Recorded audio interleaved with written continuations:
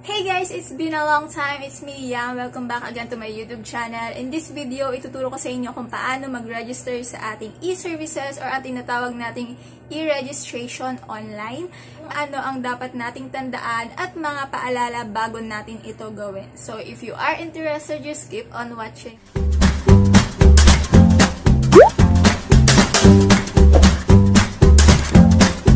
Alam ko kaya kayo nag-visit sa video na ito dahil ang ilan sa inyo ay gustong mag-abroad at ang iba naman sa inyo ay ex-abroad pero gustong bumalik uli sa ibang bansa or sa abroad na gusto nila uling applyan. Or yung iba naman ay nagkakaroon ng problema sa kanilang e-registration services.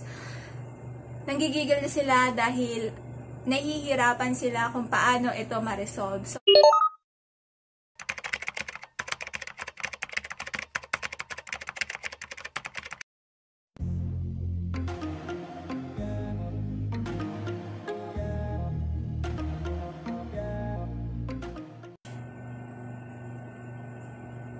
onlineservices.poea.gov.ph. Now, nandito na tayo. Then, click natin sa baba yung scroll down. Para tayo naglalaro. Ayan, scroll down. Then, kung wala ka pang e-registration, just simply click register. So, click natin tong register. Ayan. Ayan, medyo nag-loading. Then, mag-a-appear dito ang Terms of Use and Privacy Statement. So, after natin ma-read yan, scroll down, then I accept the terms and conditions. So, bago tayo mag-start, merong ilang paalala na dapat nating tandaan bago tayo gumawa ng e-registration services. So, number 1 na paalala is use only an active email address for account registration. This will enable you to receive the email confirmation for the account activations in the e-registration system. Ibig sabihin, bago ka gumawa ng e-registration services, kailangan meron ka munang active email account. So, kung wala pa, wag ka munang gumawa ng e-registration. Gawin mo muna yung Gmail account mo or Yahoo mo, any of the two, dahil doon magsisend ng confirmation ng password and link si POEA. So, number 2, if no email confirmations received, do not attempt to create or register another account by altering or changing the personal information. In short, once na nakapag-register ka na at wala kang na-receive doon sa email mo na confirmation ng link, so wag ka na mag-create pa. Okay? Stop mo muna yon. Wag ka muna mag-create pa at mag-create ng panibagong account uli ng paulit. Dahil at the end, problema lang din kayo. Papagawin lang din kayo ng letter. So, it's better na kapag wala ka pa rin na-receive, kung wala sa inbox natin, nag-a-appear siya doon sa spam or check nyo sa draft or sa trash. Doon nyo makikita. Usually, mga sa spam lang. Ganun. So, check nyo muna yung spam. Kapag wala doon, wag na ka na mag-create ng pan. Next, ensure that the information provided here are true and correct to the best of your knowledge. So, bago ka mag-create ng account, aware ka dapat na lahat ng ilalagay mong information dyan ay totoo. So, wala kang iibahin sa information mo. Wala kang ibahin dahil, number 4, any false information of misinterpretation provided by the result of cancellation of your privilege to use the e-registration services. So, ganun siya kahigpit. Madi-disqualified yung application mo sa e-registration. So, may possibility na hindi ka na makapag-abroad. Or hindi dinadown kita, pero strict talaga ang POEA pagdating sa information. Kasi kung ano yung information na lalabas, kung ano yung information na finilapan mo dito, at hindi mo na-edit, magkakaproblema doon sa OEC mo. Ayun yung papakita mo doon sa airport. So, kung mali yung information mo, sayang yung effort mo lahat. Ayan, aware naman na tayo sa mga paalalang ito.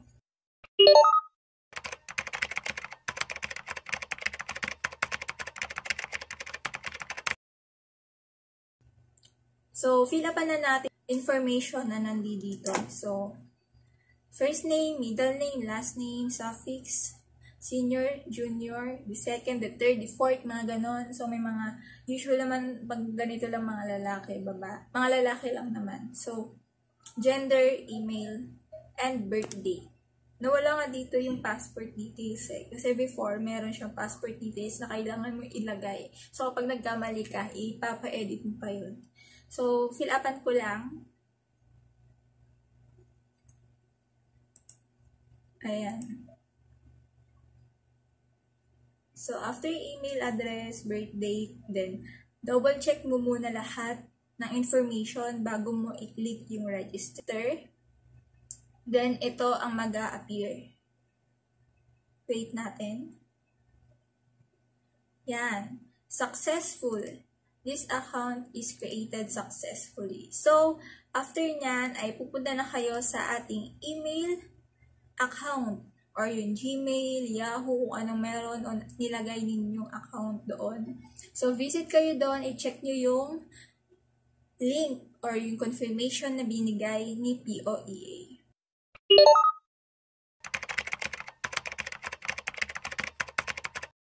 Change pass ko lang ng aking e-registration account. So, login na tayo.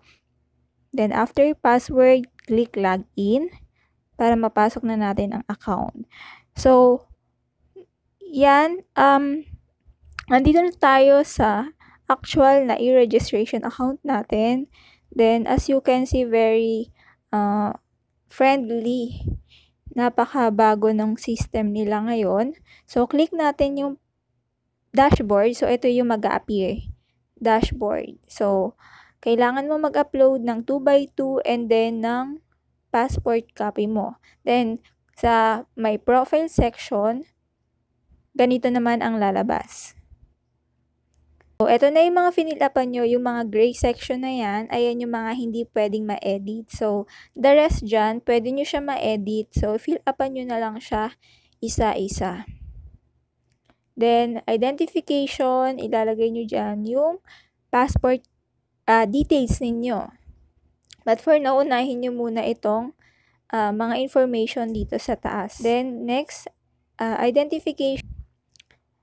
Information mo ng passport. So, ilalagay mo lang dyan. After dyan, click submit. Then, okay.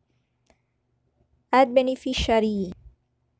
Yes. Then, fill up mo lang information ng mga kamag-anak mo, anak mo, or asawa mo, ganun. So, save lang.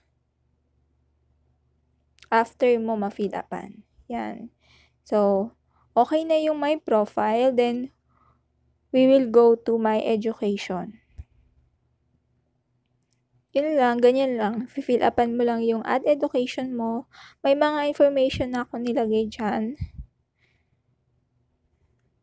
Ayan yung mga lalabas sa educational attainment. So, mga information na kailangan mo lang fill upan. Ayan. Mamimili ka lang dyan. Then, after nyan, save.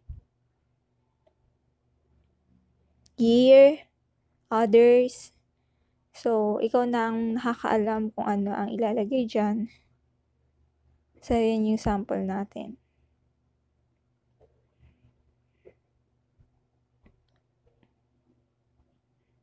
Others. Kung may ibang school ka pa na in-applyan. No, college ka. So, after nyan, language naman. So, kung may add training ka, add certificate, pwede nyo ilagay yung details dyan. Then, next. So, ayan, sample ng add certificate. Next is, yan, sa training information naman tayo. And, language. So, pwede ka mamili kung anong language na alam mo. Kung marunong ka mag-Korean, go, lagay mo Arabic, English, Spanish, ganon.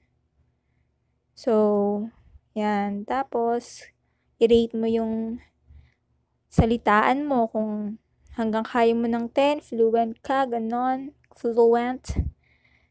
Yan. Then, go to my experience. So, dyan, obvious yung details ng work experience mo. So, work preferences naman, ang ilalagay natin dyan, it's dalawang options sa class, land-based and sea-based. Then, lagay mo yung position, industry, and preferred country and category. Category mo kung may agency ka, ilagay mo agency hired. So, after nyan, pagkatapos naman ay work preferences. So, yung company mo before or yung hanggang sa pinaka-latest, pwede mo siya ilagay. Next is my documents. So, sa my documents, pwede mo i-upload yung NBI mo dyan or any IDs na meron ka. Ayan, dyan mo lang ilalagay yung informations. And then, after mo ma-fill upan lahat ng yan, pwede mo na siyang ma-view lahat ng mga information na i-fill upan mo dito sa My Resume section. Yan, click natin yung My Resume yan. As you can see, lahat ng mga information na fill upan natin nandiyan. So, ayan yung ipiprint natin. I-double check muna natin bago i-print ha. Ayan, kung makikita mo, andyan yung 13-digit number.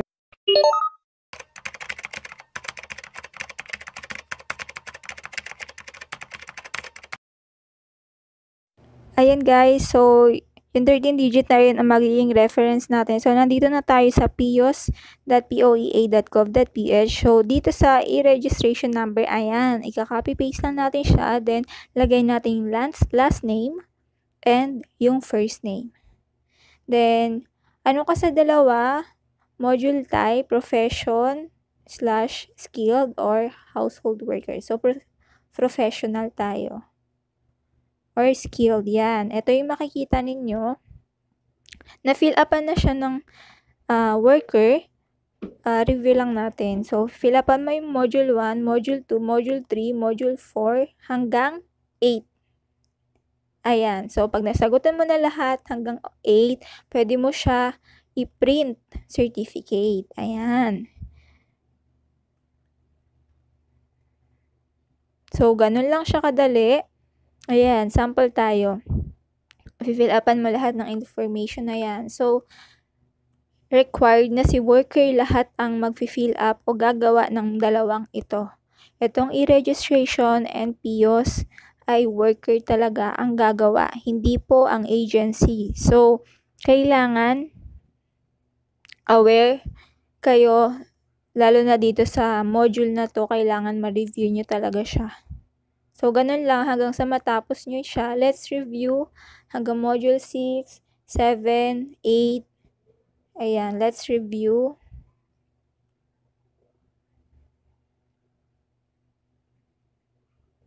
Sa pinakalas na tayo. Sample lang naman siya para may reference tayo na susundan. So, ayan. Assuming okay na siya. Congratulations for completing PIOS online. So, pwede na natin siya i-print. Ganito ang actual na print niya. Pag kinlik natin, pwede natin siya i-save ha. Ayan. So, meron na tayong e-reg and meron na tayong PIOS.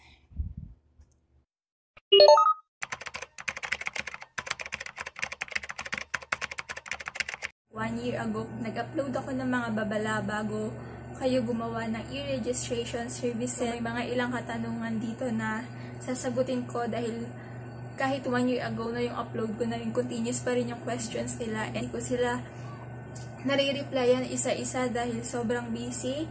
Pero ngayon sasagutin ko yung mga ilang katanungan nila. Number 1, malupit si Batas. Mali ako sa middle name ko, pero isang letter lang doon. Sa e-registration, ano po ba dapat gawin? So, kahit isang letter man yan na pagkakamali mo, mali pa rin po yun. So, kailangan i-inform nyo rin po si agency as soon as possible.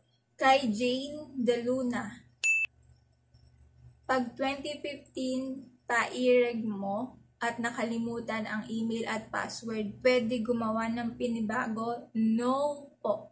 Hindi po pwedeng gumawa ng panibagong account o mag-create ng panibagong account kung nakapag-register na kayo last 2015. Ang gagawin mo lang po ay pupunta ka sa agency na in-applyan mo at i-inform mo sila na meron ka ng ganitong account at sila po ang makikipag-coordinate kay POEA through helpdesk. Dennis Simeona.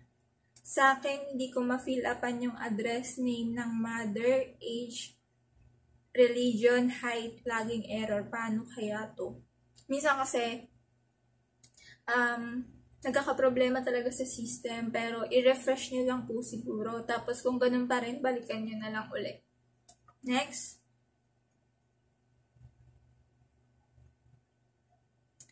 Is kay